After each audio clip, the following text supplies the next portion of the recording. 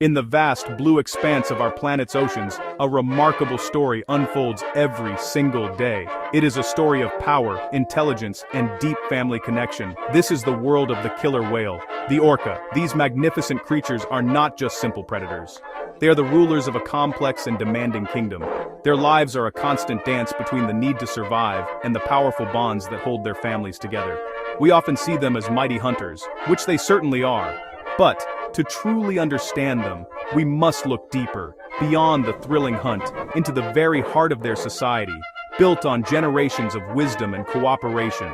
They are found in every ocean on Earth, from the frigid, ice-filled waters of the Arctic, Antarctic, to the warm tropical seas near the equator. This incredible adaptability makes them one of the most widespread mammals on the planet, second only to humans. Their presence shapes the marine ecosystems they inhabit, placing them firmly at the apex of the food chain. No other marine animal preys on a healthy adult orca. This position of authority is not won by brute force alone. It is earned through intricate social structures, sophisticated communication, and hunting strategies so complex they can only be described as a form of culture, passed down from mother to child. Their iconic black and white coloration is instantly recognizable, a stark and beautiful contrast against the shifting blues and greens of the water. But this pattern is more than just for show. It is a form of camouflage known as disruptive coloration, breaking up their massive outline and making it harder for prey to spot them from below or above.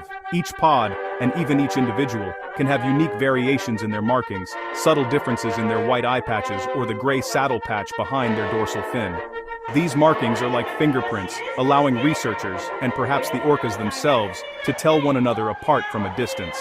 Imagine the scene. The morning sun climbs into the sky, its golden rays pierce the surface of the water. Sunlight streams through water, illuminating a colorful reef. Below, a world of vibrant color awakens. In the shallower regions, vast coral gardens stretch out like a painter's forgotten palette. Fiery reds, deep purples, brilliant yellows, soft pinks. This is the backdrop against which orcas sometimes travel. Powerful monochrome bodies glide over living color. As the sun gets higher, shimmering patterns ripple on the surface. Light and shadow dance down the water column. Sun smoke, or sea mist, rises as cool air meets warmer sea. For the orcas, this is the air they breathe. They surface through gentle mist. Powerful blows send plumes of spray into the light. The spray catches the sun in a momentary glittering rainbow. Light and mist are part of the orca's hunting strategy. Shifting light provides cover for ambush. Reflections can hide their approach from seals on ice floes. Their eyesight is excellent above the water. Their eyesight is excellent below the water. From sunlit shallows with kaleidoscopic corals to deep, dark ocean canyons, orcas are masters of every zone. They are a testament to adaptation and the strength of family. Their lives are woven into the fabric of the ocean. Sun, coral, mist, join us as we dive beneath the surface and explore the life of the ocean's ruling family. The story of the orca is a story of the entire planet's oceans, for there is almost no corner of the marine world they do not call home. They are true global wanderers, possessing a range that is unparalleled among marine mammals. You can find them navigating the frigid, ice-choked channels of the polar regions. You can also find them gliding through the warm, turquoise waters of the tropics. This remarkable adaptability is a cornerstone of their success as a species. Their lives are governed by the rhythm of the seasons and the movement of their prey. Many orca populations undertake long seasonal migrations, traveling hundreds or even thousands of miles across the open ocean. A pod might spend the summer months in the rich, feeding grounds of the high latitudes, where the long daylight hours fuel an explosion of life. Then, as winter approaches and the ice expands, they may travel towards the equator, seeking out warmer waters to give birth. While they are found everywhere, there are specific locations where their populations are more concentrated, creating vibrant hubs of orca activity. Pacific Northwest, Norway, Antarctica. Each of these regions hosts distinct populations of orcas with their own unique dialects, social structures, and specialized diets. Understanding where orcas live means understanding the ocean in its entirety, from the sunlit surface layers down to the crushing darkness of the abyss. To live here requires a body and a mind perfectly tuned to the ocean's rhythms, a feat the orca has accomplished with breathtaking success across the globe. Along the rugged coastline of North America, from northern California up to Alaska, lies one of the most famous and well-studied orca habitats in the world. This is the Pacific Northwest, a land of deep green forests, rocky islands, and cold, nutrient-rich waters. This ethereal atmosphere is the backdrop for the lives of the resident orca populations, whose existence is inextricably linked to the region's most iconic fish, the salmon. For these orcas, the yearly salmon runs are the pulse of life, dictating where they travel and when. The resident orcas of this region are specialists. They have a highly refined diet, focusing almost exclusively on Chinook salmon. In the summer months, the pods gather in core areas, like the Salish Sea, to intercept the massive schools of salmon returning to their natal rivers to spawn. Their deep knowledge of the local geography is essential for a successful hunt, a map of wisdom held in the mind of the pod's matriarch. Because their food source is predictable, these orcas live in incredibly stable, multi-generational family groups. A calf born into a resident pod will likely spend its entire life swimming alongside its mother, grandmother, aunts, and cousins. This close-knit structure allows for the seamless transfer of cultural knowledge, including the specific calls used to communicate with family members. Life in the Pacific Northwest is a life of patience, deep local knowledge, and an unwavering reliance on family in a realm of salmon and persistent beautiful mist. Far across the Atlantic, nestled among the dramatic glacier-carved fjords of northern Norway, another great gathering of orcas takes place. Here, in the cold, dark waters of the Norwegian Sea, the story is not about salmon, but about another fish that forms colossal schools: the herring. Every winter, vast shoals of herring move into the fjords to shelter from the harsh open ocean, and following them are the Norwegian orcas. They cooperatively herd the herring, forcing them from deep water up to the surface, corralling them into a shimmering bait ball. Taking turns, individual orcas swim to the edge of the bait ball and slap with their massive tail flukes. The shockwave stuns or kills dozens of herring, which the orcas pick off and eat one by one. This method is energy efficient. It is learned behavior, a cultural tradition passed from mother to calf. The setting for this drama is breathtaking. The fjords are like deep canyons, flooded by the sea. In the winter, the light is magical and fleeting, with long twilights that cast the landscape in shades of blue and purple. The low sun, when it appears, makes the sea smoke glow and glints off the orcas' wet backs as they surface. Life for Norway's orcas is a life of teamwork and tradition, played out on a grand, dramatic stage of mountains and sea. It's really something to behold. At the bottom of the world, surrounding the vast frozen continent of Antarctica, lies the orca's most extreme and challenging habitat. This is a realm of ice and wind, where the ocean is a constantly shifting puzzle of massive icebergs, vast sheets of sea ice, and vital patches of open water. Different types of orcas have evolved to become masters of this icy kingdom. They have diversified into distinct forms, ecotypes. One of the most fascinating ecotypes is the Type B orca.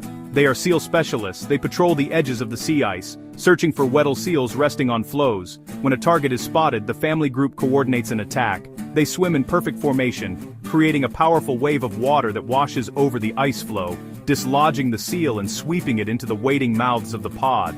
This wave-washing technique is not instinctual, it's social learning and cooperation.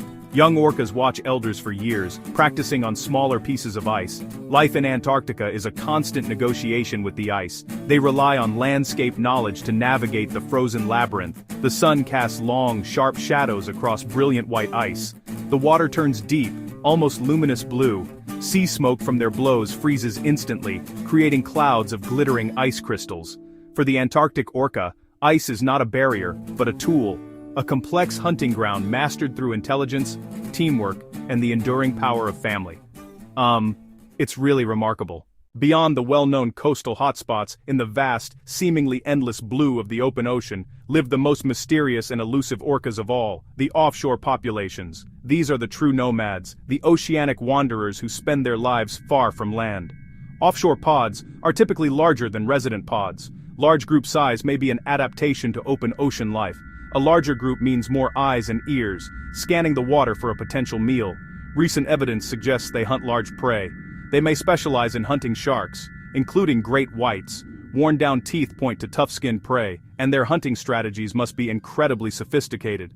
Imagine the coordination and power for a pod to hunt a great white in the open ocean. It's proof of their status as apex predators, days swimming under shafts of sunlight, creating a cathedral of shimmering blue light. They surface into warm air, their blows making sea smoke against an unbroken horizon. At night they swim under a blanket of stars, continuing their endless journey. These offshore orcas are the wild, untamed heart of the species. They remind us the ocean still holds deep secrets. Some know.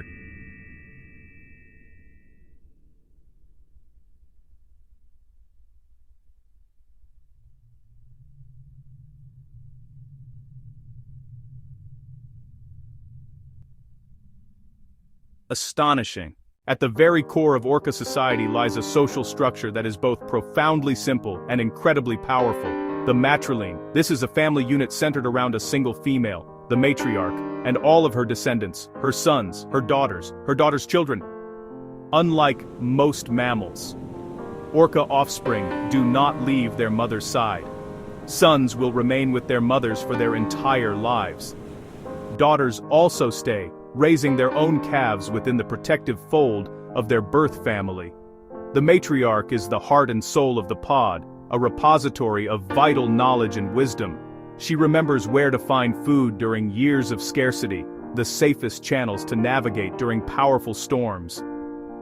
The survival of her entire family rests on her shoulders and in her memory.